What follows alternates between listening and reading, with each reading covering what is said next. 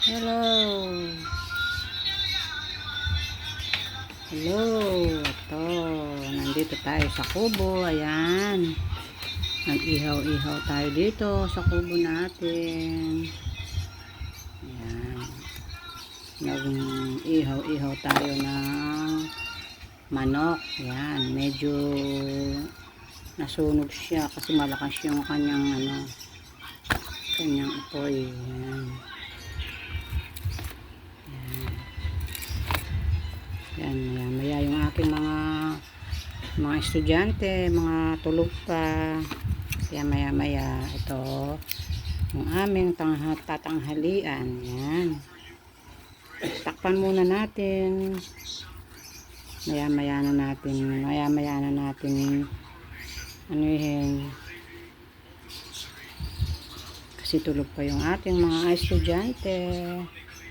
Yan, ito, may niluluto pa ako dito, oh. Yan, oh, yung ating Gigi. Yan. Yan, nag-ihaw-ihaw din tayo ng Gigi. Yan. Yan. Yan ang tanghalian natin for today. Yan. Mainit na naman ang panahon. Yan. Yan talaga. Pag init talaga ang panahon ngayon. Yan. Yung aking ampalaya. Yan. Ang dami niyang kulot-kulot yan na dahon. Yan. Meron naman tumubo na ano dito. Meron naman kung ampalaya dito.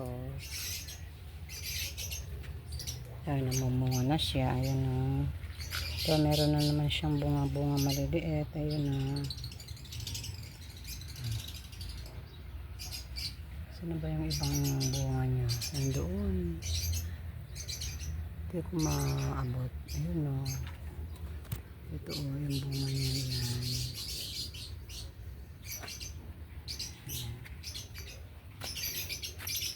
Ayan, malaki na yung aking kalamansi. Ayan. Yung kalamansi ko dito.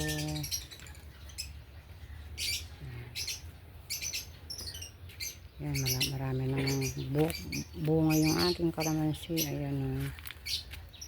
Kaya lang maliliit pa lang sila. Ayan, yung kalamansi ko. Ayan. Kasalukuyan siyang namumulaklak.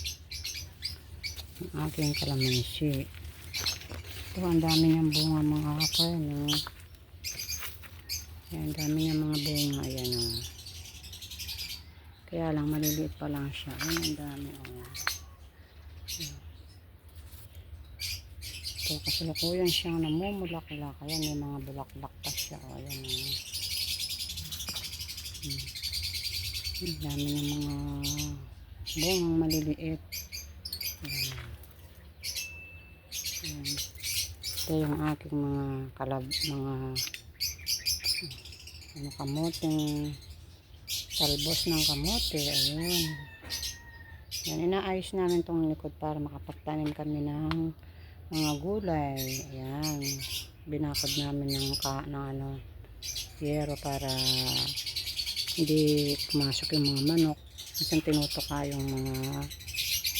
tinutuka nila yung ating mga halaman. Ayan. Ayan, dito ako sa likod ng bahay. Ayan.